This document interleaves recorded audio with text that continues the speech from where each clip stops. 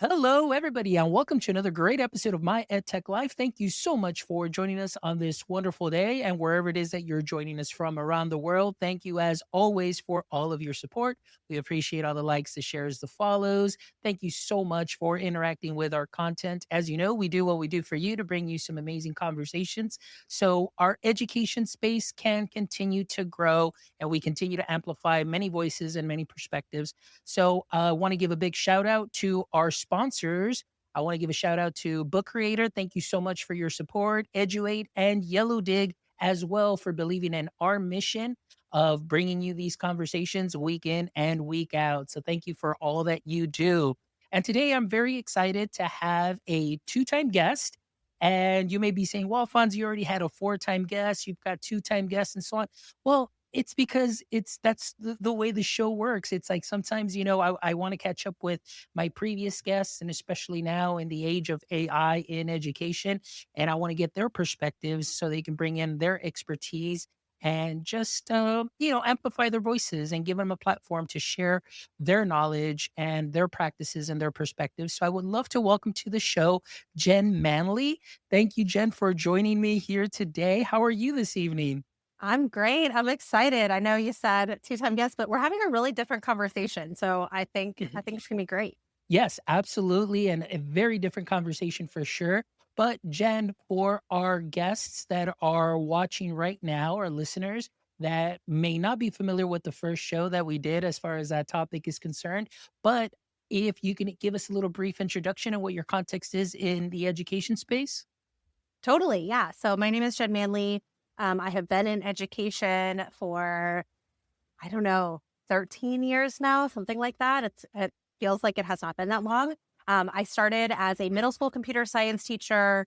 I taught high school computer science, and now I teach a course at the University of Maryland every semester. The current course I'm teaching is gender, race, and computing. So it's a really interesting class. My context in education, I create content to help teachers work less without sacrificing their effectiveness. I believe in keeping great teachers in the profession. And the way that I kind of attack that problem is by thinking about how we can apply productivity science to the work that we do, and then also like setting boundaries around our time and viewing teaching as, teachers as professionals. But my context for this episode and what we're going to be talking about is I have been teaching about the ethics of AI as a computer science teacher. I've taught it to middle, high school, and now college students for the last 8 years, 7 years.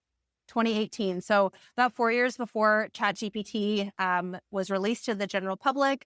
And something I'm really passionate about is helping educators use AI and view AI from I would say like ethical lens, but really more being critical about when we're using it, understanding that it is a tool, but also that it's not a net neutral tool. So I'm excited to talk with you about it today.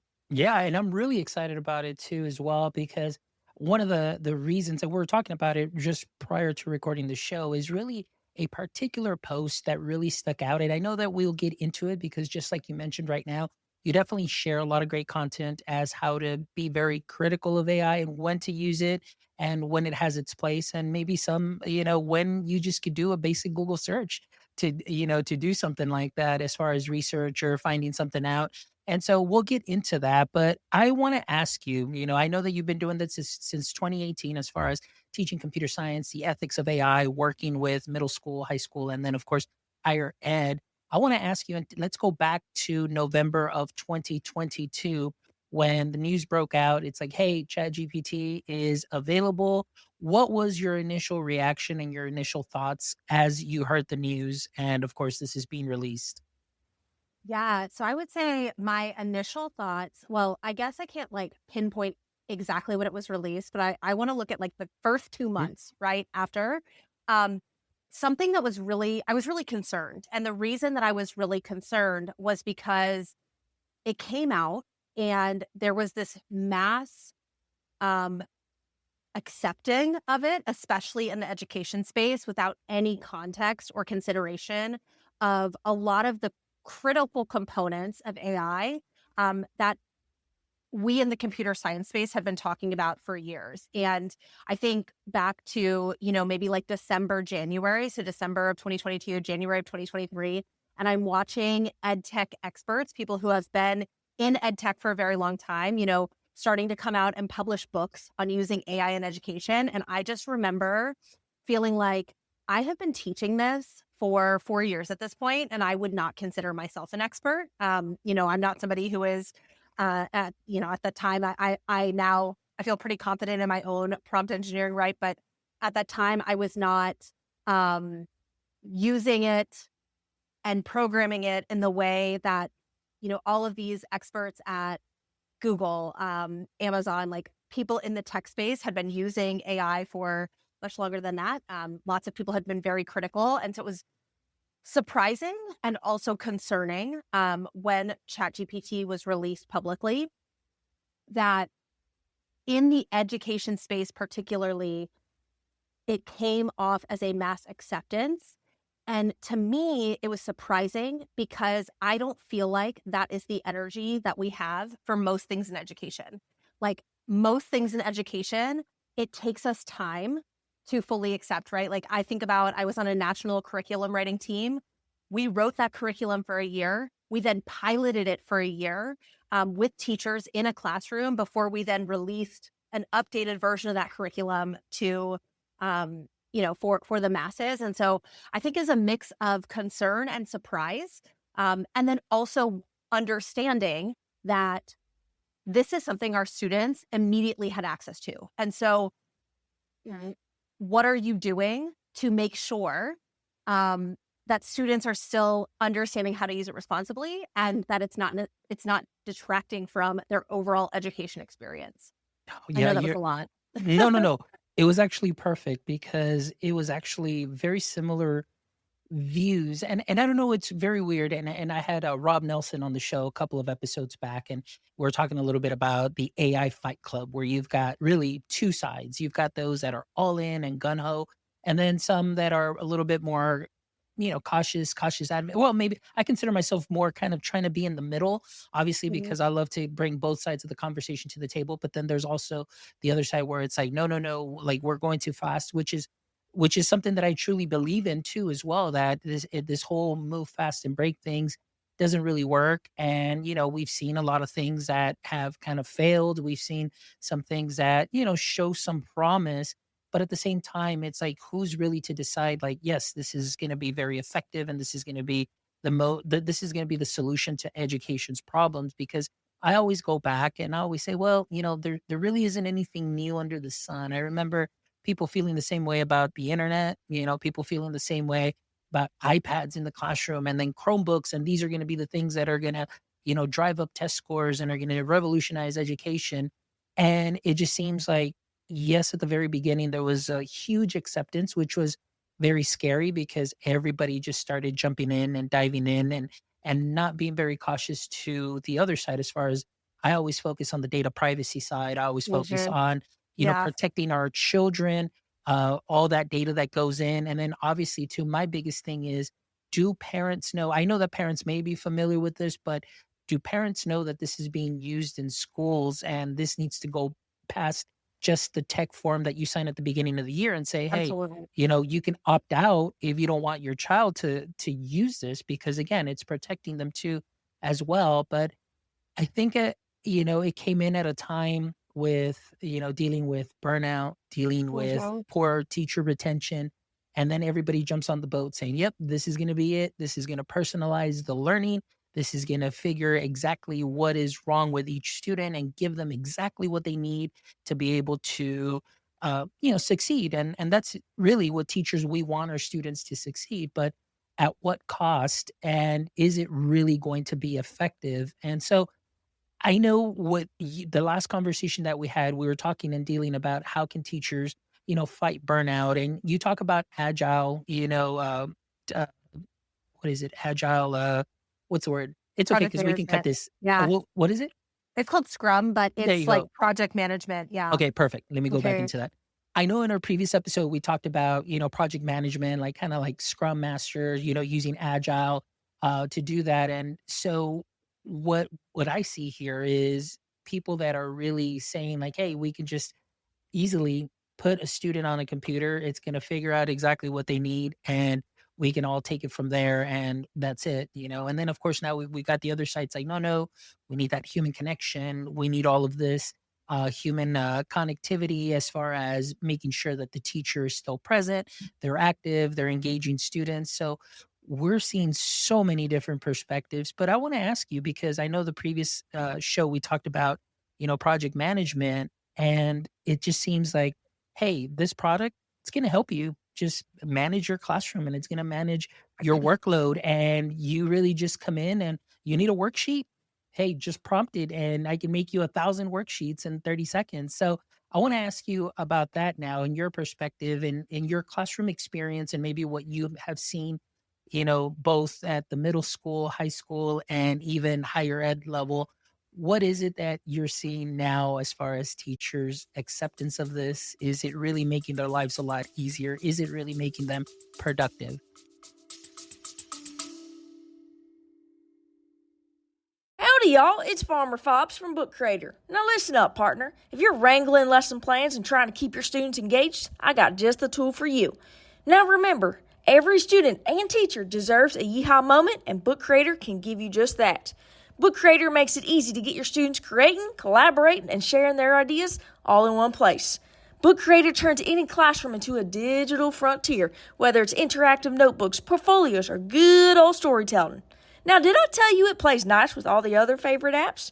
Egg smash it. I mean app smash it with Adobe, Google, and much more to take creativity to greener pastures. So saddle up and give it a try. Use promo code MyEdTechLife for a 3-month special treat. Yeah, I think it's a really good question. And I spoke about this at iTech Iowa in November of last year, October of last year. And one of the things that I think like a good first question for teachers is this actually going to make you faster? Right? Like there are certain tasks that teachers are outsourcing to AI that it is faster to outsource it to AI, and the product that AI is giving you is something that is going to be, usable in your classroom that's going to make sense for your students. So a good example of this is like creating a rubric, right? You have created an assignment. You want it to create a rubric for you that you're going to use to assess students. That is a very easy task for a Claude or ChatGPT, right? And we're not dealing with data privacy. So that might be a situation where a teacher, I think about when I was teaching middle school, I had 4 preps and none of them, I had anybody else teaching them, right? So I had 230 students, 4 unique preps, 2 of them didn't have curriculum. And I was a first and second year teacher that was all on my own because there were only 3 other teachers in the entire district that were teaching any of the classes that I was teaching, right? And I think back to where I was then, being able to outsource creating the rubric would have actually been extremely helpful, right? Being able to outsource potentially a worksheet, right? Like I wanted to make me a note catcher. That is something that is very helpful and is much quicker than how I could do it for myself. The challenge is that a lot of teachers, I guess I shouldn't say a lot, some teachers are looking at AI and they're saying, well, if it can help me with this thing, then I want to use it for everything. And that is not like and this is, I think, the post that you saw from me, right? Where I was saying, don't use AI for things that you can Google. And there's lots of reasons for that. But to me, the number one reason is it's actually less efficient. Like if you're trying to save time, but maybe you're not great at prompt engineering, you're going to go back and forth with ChatGPT or Claude or whatever, system you're going to use. Let's actually be critical of how much time using this tool is taking us. And maybe there are things, and certainly for teachers, there are a lot of things that you can do faster yourself, right? You can do faster because you already have a template that you've used for other units, and you're just going to reuse it, right? And so I think like that's number one is there are absolutely things that AI can help teachers be more productive, to help teachers be more efficient, do it more quickly. And then there are other things that it's less efficient to use AI. It's not giving you the output that you want. It's not creating output that's friendly for kids. Or, like you talked about, and this is actually a big concern of mine, it doesn't actually consider the fact that we're using student data in ways that students cannot consent to us using, or their parents don't really understand to be able to give informed consent. Yeah, excellent. And so you hit on a couple of things that I do want to talk about too as well. And that sense of, over reliance on it. You mentioned something like, if I can use it for this, well, then that means I can use it for this and this and this. And, essentially the way that I saw AI and playing around with it, even before the release of 2022 with, there was Writer, there was Jarvis, there was, other programs and so on. To me, they seemed more like they were just like you mentioned, productivity tools and tools that can help you kind of do some like copy, make it a little bit faster and so on, especially if you're doing marketing. But it just seems like there's always something in education that we kind of try and just put those, square pegs in the round holes of education and just make it fit in. Like we just got to do it because it's going to help out. Because if it helps out on the outside, it's definitely going to help me out with everything here. And I do agree with you that there are some things that it will definitely make things a lot easier, possibly like some things that may need to translate, some things that you would just need Sure. to, especially with the translation portion. I believe that that would be Totally. definitely very helpful. Or I know I had Paul Matthews here on the show stating that just different reading levels or Lexile levels, just with Mhm. the same passages and things of that sort. So those things, but just to want to do everything on it, it can be a lot more waste of time, especially like you mentioned, if you are not putting in the right input to give you that output that you want, you can spend too many minutes or too many hours just trying to get certain things. But then I know that there are platforms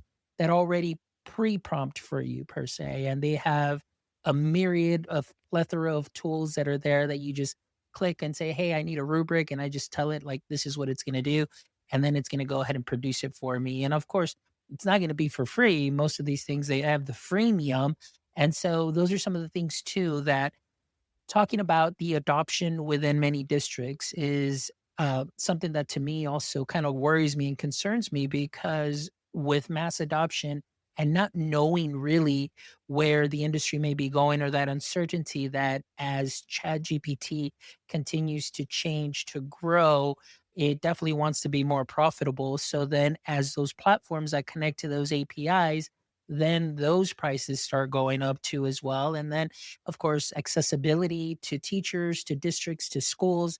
Now you've got, upper echelon districts that have access to this. And then, of course, smaller districts may be out of luck. But also, it, the changes in that information, as far as the knowledge cutoff date, like we were talking about.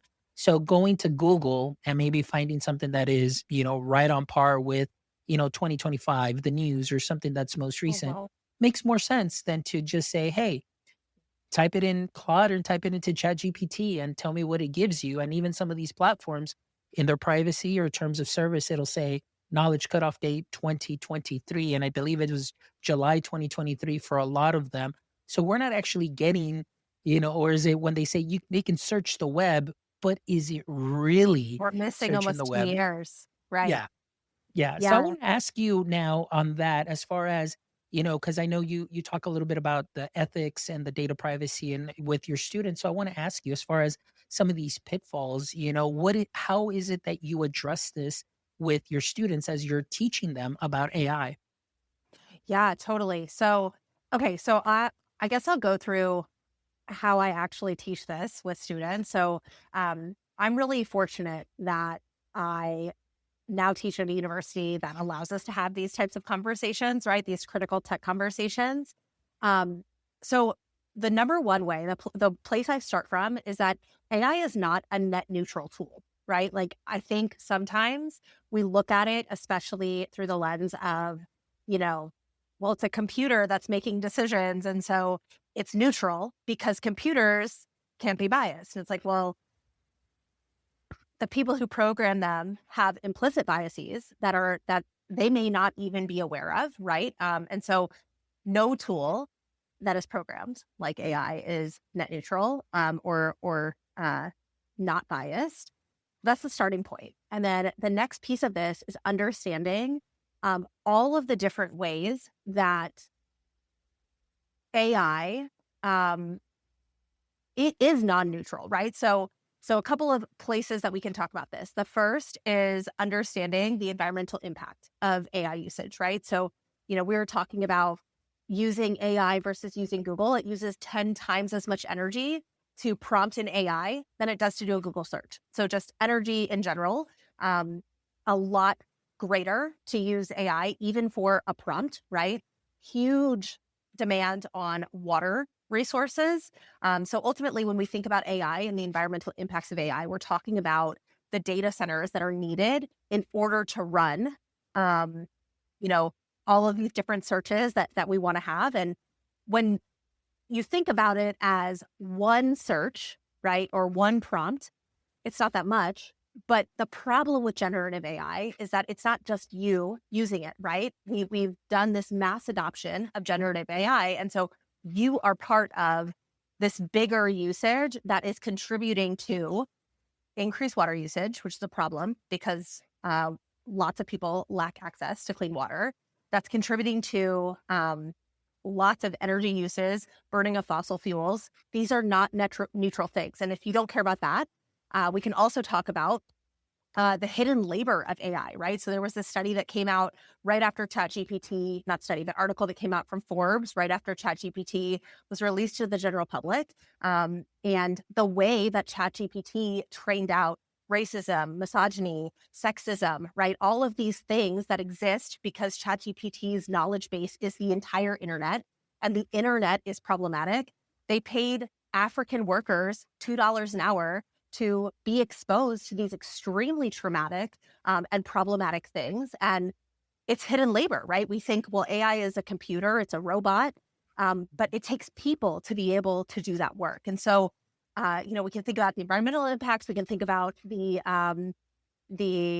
hidden labor. We can also think about, what groups are further marginalized by AI usage, right? So this is something that I talk about with students. One of the reasons that I refuse to use AI for grading, I think using AI for grading is incredibly problematic because number one, your K-12 students can't consent to their data being used, but also when we think about biases and how they manifest, people are like, well, AI can't tell that this is coming from, a Black student or a brown student or a female student.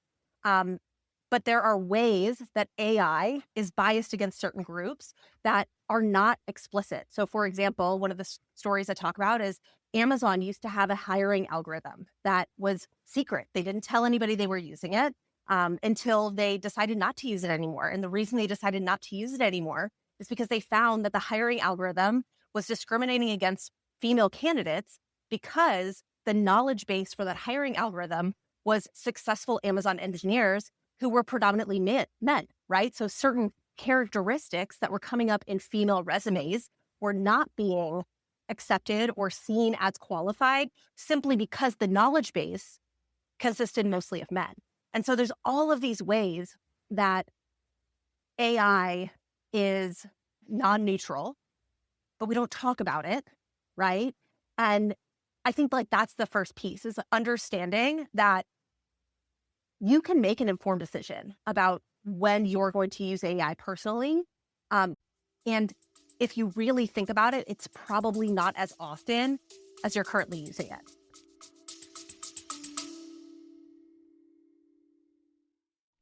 The way we learn is changing. Are you ready to transform education? Welcome to Yellow Dig, where learning isn't just another assignment, it's a conversation, a movement, a game changer. With Yellow Dig, students engage naturally, sharing ideas, exploring concepts, and driving conversations that matter. No forced post, no busy work, just real learning. Educators, you'll see the difference. Higher engagement, deeper understanding, and a thriving community of learners who want to participate. From higher ed to workforce training, Yellow Dig fuels curiosity, collaboration, and connection inside and outside of the classroom. The future of learning is here. Are you in? Yellow Dig, connecting minds and igniting possibilities.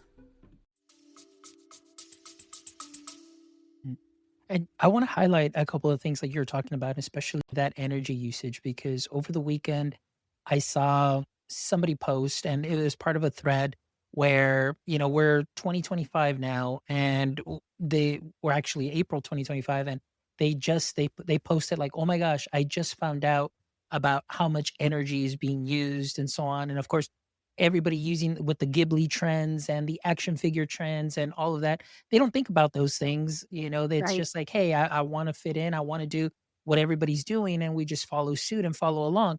So I followed this post on this thread, and this is somebody that is very well known, but this was what they posted. And it says, here's one thing that might help though. It uses massive amounts of energy, but compared to the energy we use on meat production, it is very small, but it actually has the ability to solve this problem, which gives me hope. Eating one less hamburger a day would have a far bigger impact than using AI less. And I was thinking to myself, I was like, okay, very interesting, which that sparked a huge conversation on LinkedIn. And everybody is just like posting and everything, talking about this. And, obviously it, it's it's coming more to the forefront as far as that is concerned, but there's still so much hype around it where you just had, companies doing their big annual conference and showing like, hey, here's our new AI library and now we've got this and we've got that. And really there all that hype covers all what we talked about because I remember seeing that 60 Minutes interview too about the data workers and getting paid that very, very small wage of $2 a day and the horrific things that they were seeing, it just really blew my mind. The other thing that I wanted to talk about too is as far as using the use of AI, we were talking a little bit about you talked about grading. Obviously, we'll talk about some plagiarism detectors, as we know that they Mhm. don't work. But They don't. I saw a recent post too, as well, on TikTok by somebody that I follow, stating that, for example, Turnitin, we all know is plagiarism detection platform. That now they're kind of relabeling or rebranding in a way because I guess there's so much hype that these detectors don't work. Now they're saying, oh, we are an integrity checker. So now it's kind of like, well, let's flip it around. And to me, I'm thinking you're still doing the exact same thing. Now you're just relabeling for profit. And that's really what it is. And that's the way that I see it. So, what are your thoughts on plagiarism detectors? And Well, maybe now that you hear a little bit about, because I've not just heard it from Turnitin, but there's some other articles that have come up from higher ed stating, oh, it's the integrity of education. So we can still use AI, but we want to show them how to use it with integrity. So I know it's a two-part question. There might be a lot there, but go for it. yeah, let's do it. So let's talk about original Turnitin, right? The original Turnitin that's not doing AI detection, that's just doing plagiarism detection. Um, I think it would be an irresponsible use of Turnitin to just base your interpretation of plagiarism just by looking at the percent, right? Like the percent is really like if Turnitin flags it, that is you going in and looking at what's flagged, right? That's really an indicator to you as an educator. Something about this is a little bit off. And maybe it's that the student didn't cite their sources correctly. Maybe it's that they pulled entire quotes and like, that's not really great, but they did cite it, right? Like it's really a flag for you to actually then go in and look deeply at every paper. It's a helper tool, right? Like if you have, and like I said, when I taught middle school, I had 230 students. Now teaching college, I often have 120, 130 students a class. Like I don't have the ability to read every single paper that a student turns in through the lens of, is this plagiarism or not? So Turnitin for plagiarism. We'll talk about AI separately, right? But for plagiarism is a helpful tool insofar as this is a flag for me to then be able to say, this paper looks questionable. Let me look at this a little bit more deeply, right? I still think it would be irresponsible to accuse a student of plagiarism without doing that deep work yourself, right? And so the problem with AI plagiarism detectors is that since the advent, they have said there's been that disclaimer that like we're not 100% accurate at detecting AI. And what they have found in researching a lot of these AI detectors is that they tend to be biased toward, they tend to ping more regularly incorrectly for neurodivergent students and for students whose first language is not English, right? Like there's a big thing that came out recently that was talking about how the M dash is an indicator of AI. I've always used the M dash. I love the M dash. It's one of my favorite pieces of punctuation.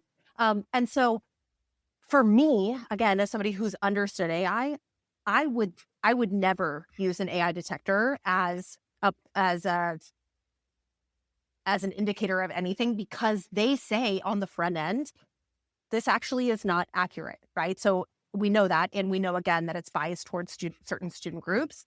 Um, what I think is interesting for educators is that when you start receiving student work that is written with AI, you can see it. Like there are certain qualities that I pick up on where this doesn't necessarily sound like something a student already turned in that they wrote in class. There's an excessive use of bullet points, and all of the bullet points are formatted exactly the same way, right? With a few different words switched out. We were talking before we started recording about how sources, right? Like a good place to check if you're like, I kind of think that this might be AI is checking to see if the sources exist, because a lot of times they don't, right? They're made up sources, made up resources. And so that's like a good first step. But I think, ultimately, especially as these tools get better, they get more human, students learn how to prompt, right? There's no guarantee that it's not written by AI. If you give them an assignment and they can go do it at home or they can do it on a computer where they have access to those tools. And so for me, like even at the college level, I look at having conversations around AI usage with students as just that, as starts of conversations, right? So if I suspect that a student uses AI, I'll say that. I'll say, hey, this doesn't sound like you, potentially, right? These parts sound like they were written by AI, right?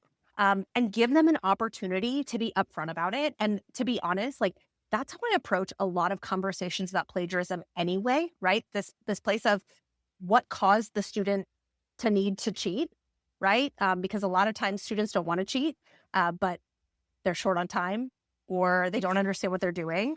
And they make a decision to plagiarize or to use AI in ways that are not necessarily acceptable.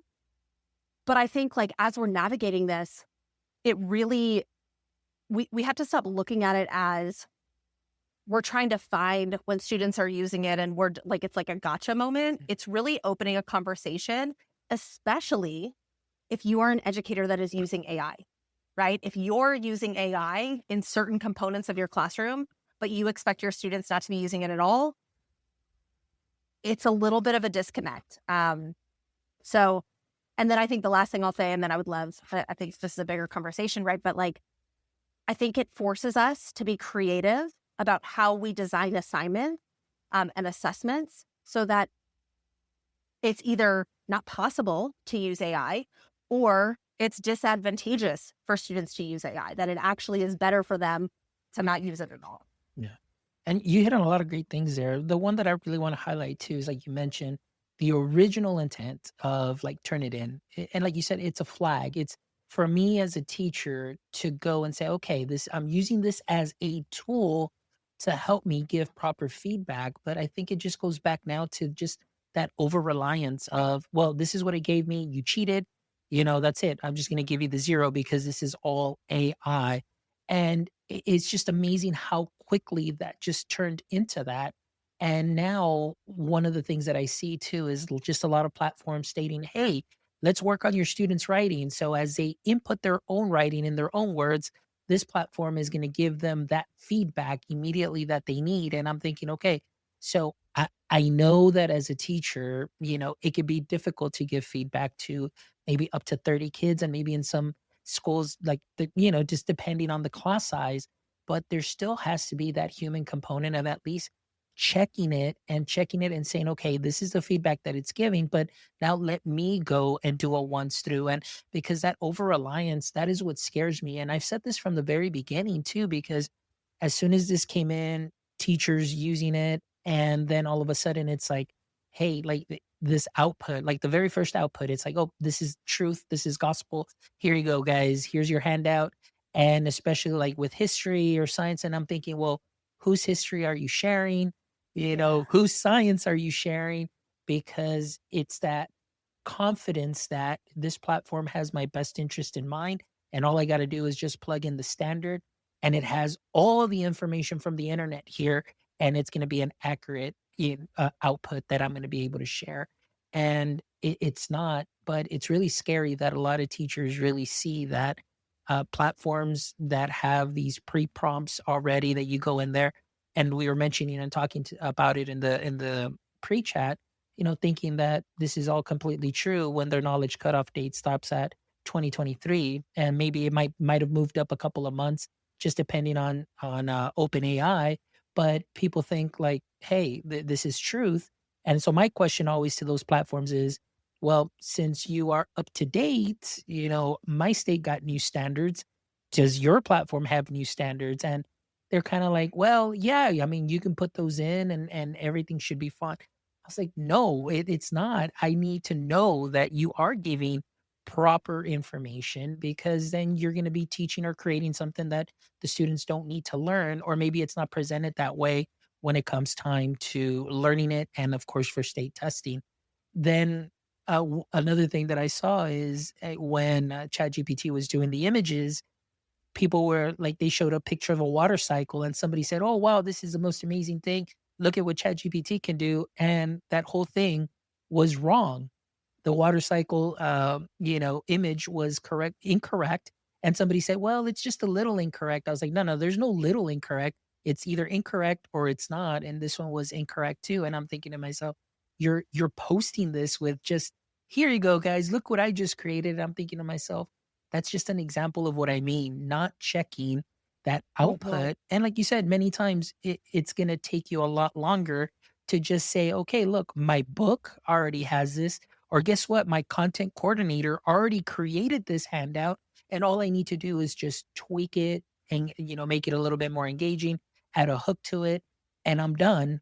But it's almost something like, oh, I did it. OpenAI or ChatGPT or this platform did it for me, and I'm good to go and I'm ready. And that's kind of just so scary for me. So let's talk about AI literacy for all. All right. So I want to ask you, everybody talks about AI literacy. We've been talking about the internet, interwebs, talking about AI literacy, and they talk about it so much. Uh, Many people, they're still considered to be behind. And if you're not using AI in your classroom, you're doing a disservice to your kids. So I want to ask you, as a practitioner, as an educator in the classroom, do you feel that your maybe small use of AI is going to be hurting your kids in their future jobs? Or what are your thoughts on that? Yeah. So I actually I think it's a really interesting conversation because I think the way that most people are interpreting AI literacy is that every student everywhere should be putting things in to a computer, should be like going in and prompting ChatGPT or Claude or the Edu approved, version of it. And I think that's one of the biggest mistakes. So I think about how we teach AI in computer science. And for anybody who's watching and you're like, how do I bring AI into my classroom? Computer science teachers and computer science curriculum providers have been teaching about AI since before the advent of mass use of generative AI. And there are so many good unplugged lessons that help students to understand the ethics of it for sure, but also the tech of it, understanding how does AI actually work? What are you doing when you put a prompt in? Where is that information coming from, right? What is the basic version of an LLM, a large language model? How does that actually generate information? Which I think is a really good piece of background for everybody, right? When we talk about AI literacy, I think a lot of people are taking that to mean students prompting AI. And I just think like number one, for certain age groups, that's super irresponsible. And number two, it's not actually AI literacy, right? Like AI literacy is understanding the how, understanding the the drawbacks of it, right? Potentially when you should and shouldn't use it, and then getting to the point where we now can write our prompts. We now can use it for research or using or creating outlines or however you want to use it, helping you study, right? Whatever tool way you're using AI with your student. And so like I think that's a major missing component that, again, computer science teachers have been doing for a very long time. And there is a lot of great free curriculum that exists that covers that covers AI unplugged, that covers the why, covers the how, covers these ethical considerations that we should have. Okay, so that's number one. Number two, again, I think we need to be very thoughtful about when we're actually having students use AI tools, right? So, for example, if I'm teaching, college students, they're adults, right? Like they are of age, they can consent to their data being used, they can consent to their work being input into a GPT or whatever else.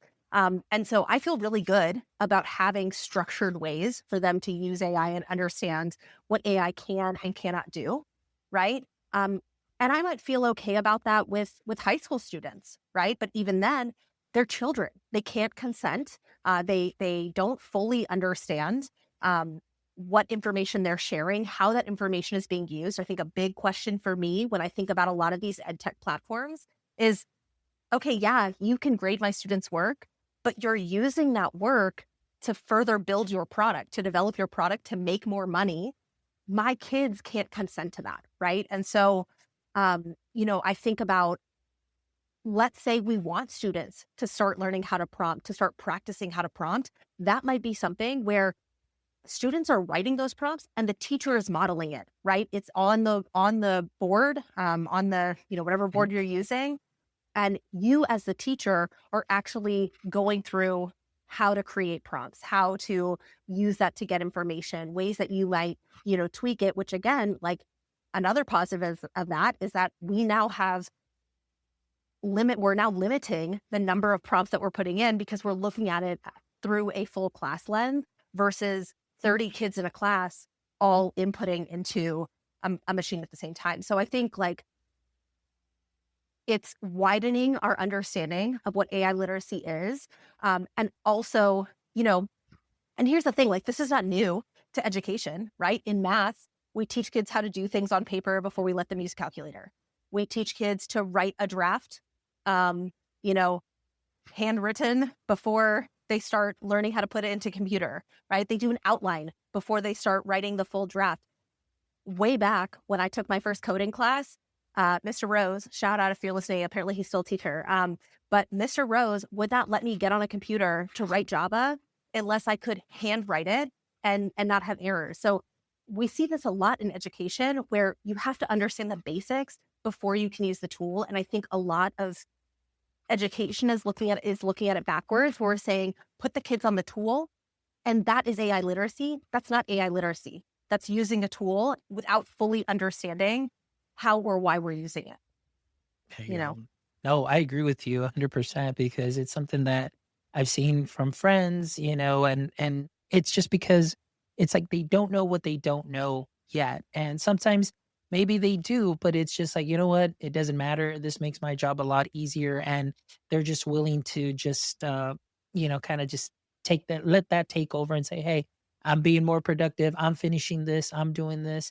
But later on, it's like they don't see the cost or the dangers of that until it's too late. And for me, it's just really being very cautious with how you're using it, when you're using it. And like you said, I always feel like there's a time and a place to be able to use that tool effectively. So, kind of as we start wrapping up, I want to ask you something that kind of is a nice segue into that because we talked about how AI can become an over reliance for even students as well, like through your experience and being able to see even that in higher ed and just kind of questioning things and saying like, hey, and giving them the opportunity to say, okay, let me go ahead and rewrite, or giving them a second chance. So, but I want to ask you, in your experience and maybe in your thought, with so many tools that are out there, how can educators still encourage the students to maintain agency in their learning process and really use those critical thinking skills when they can easily just jump on? Like I said, I was looking for a citation or just some reference, and somebody just said, well, put it in Claude and it'll tell you how to do it. I was like, but it's not accurate. So what are some suggestions from you and your experience on how students can still maintain their critical thinking skills and not be over reliant on the tech? Yeah. So I think, and again, when I think a lot about AI, I think about a lot of things related to AI, and it goes back to what we already do with good teaching, right? Which is even before AI came onto the scene, right?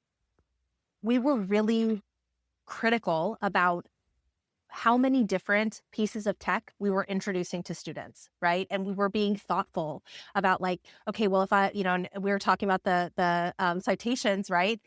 If I were going to introduce a citation machine, which existed before mass use of generative AI, right, where it would just, you put in your information, output a nice little formatted bibliography for you, right?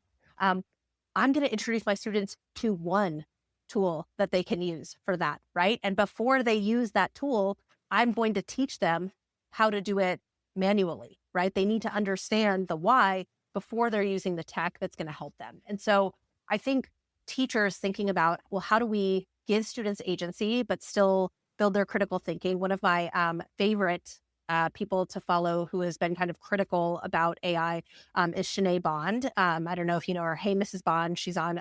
She's very active on Twitter.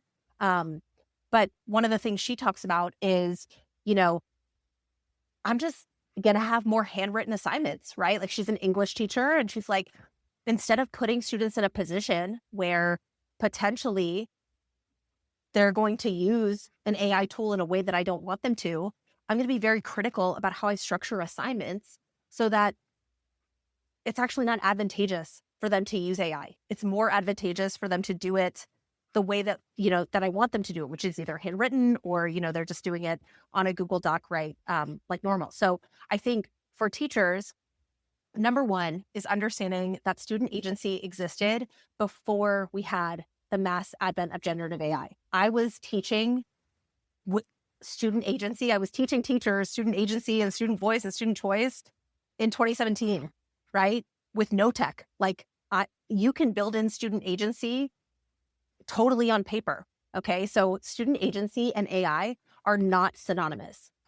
Certainly AI seems to make student agency easier and does in some ways, but you can create a classroom where students have voice and choice and control over their learning without any tech at all. Right. And so I think, like, that's number one, is that those things are not synonymous. And then number two is, like, modeling what it looks like to be thoughtful. Right. So when we're thinking about what tools we're going to introduce in our classroom, that when we introduce that tool, students already know how to do that task without the tool. The tool is going to add value. It's going to make it easier. It's going to make, their output more robust, whatever it is. But you've been thoughtful about why you're introducing this particular tool. And it's very clear to the students, right? They're not being given, here's 10 different tools you can choose from. You as the teacher, you as the adults in the room have exercised that, caution and thoughtfulness in order to make it easier for your students, because they don't, like, student agency doesn't mean that they can choose between 10 tools. They do not have the capacity to do that at this point. That is a very advanced skill. That is still your job as a teacher. So I think, like, if you're choosing to bring in any tool into your classroom, knowing that part of your job is to be the curator of those tools, and that we are being very intentional about communicating why we're introducing a tool into our classroom, whether it's AI or not. I love it. I love it. Well, Jen, it's been an amazing, amazing chat. Thank you so much for just your insight and your experience that you brought into this conversation. Obviously, being a middle school, high school, and then higher ed teacher, and then your background in computer science. Thank you so much. I really appreciate it. And, just a lot of gems, a lot of great things to digest. And I know that our listeners will definitely find a little something there that they can sprinkle onto what they are already doing great. So please make sure, guys, all of you listening, make sure you follow Jen, especially on TikTok. She is huge on TikTok. So under Strategic Classroom, at Strategic Classroom. So follow Jen right there. She'll share some great videos, time hacks, great things for a lot of you as educators just to help you and just be more productive and more efficient. And it's amazing. 139,000 plus followers, 5 million likes. It's amazing. And she was a guest here on my EdTech Live. I feel honored to have a big TikTok star here on our show. And she's fantastic. And just the way that you see her, she's very genuine, very authentic. And that's the content that you'll see. So So please, nice. yes, please make sure you follow her for sure. I promise you, you're gonna love everything that she puts out. So Jen, thank you so much. But before we wrap up, Jen, I always love to end the show with the last three questions. So hopefully you're ready to go. So I want to ask you, as we know, every superhero has a weakness or a pain point. And for Superman, Kryptonite was that weakness and pain point. So I want to ask you, and since we're talking about AI, well, I'm going to flip it on that and just say, in the current state of education, what would you say is your current AI kryptonite? I think it's grading. I get I have a lot of big feelings when it comes to using AI for grading, and I sometimes get a little bit too invested. So I will say using AI for grading is the thing that kind of sets me off. I get a little bit passionate. There you go. Great answer. All right. Question number two. If you could have a billboard with anything on it, what would it be and why?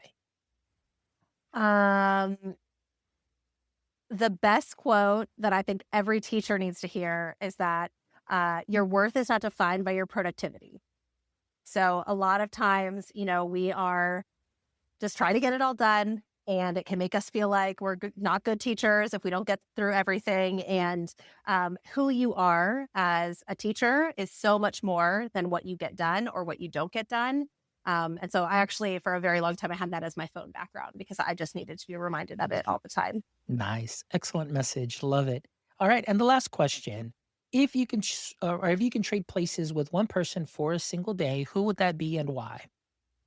I'm going to pick my almost 4-year-old, Jack. He is 3.5, almost 4. And I just would love to go back to, I watch him play and just get so excited about everything, right? He's very into magnetiles and baseball right now. And I wish I could go back to that like constant state of discovery. It's very cool to watch, and I bet it's very fun to be in. So Oh, I love that. That is a great answer. Well, Jen, thank you so much again for just sharing your voice here. As you know, we do what we do for all our amazing guests that listen is just to amplify creator, educator, professional voices. And your voice is definitely a great voice within our space. So thank you so much for being an amazing guest. And for our audience members that are checking this episode out, please make sure you visit our website at myedtech.life, where you can check out this amazing episode and the other 322 ooh. episodes. So we're excited. It's 5 years in the making, a lot of great episodes. And I promise you, you're definitely going to find some little nuggets there that you can sprinkle on to what you're already doing great. So thank you so much. And if you're not following us on socials, what are you waiting for? Please make sure that you follow us on all major social platforms at My EdTech Life. And if you haven't done so yet, please subscribe to our YouTube channel, give us a thumbs up, and share the content because we would love for all those wonderful AI algorithms to get our content out to many more people. But as always, my friends, don't forget, until next time, stay techie.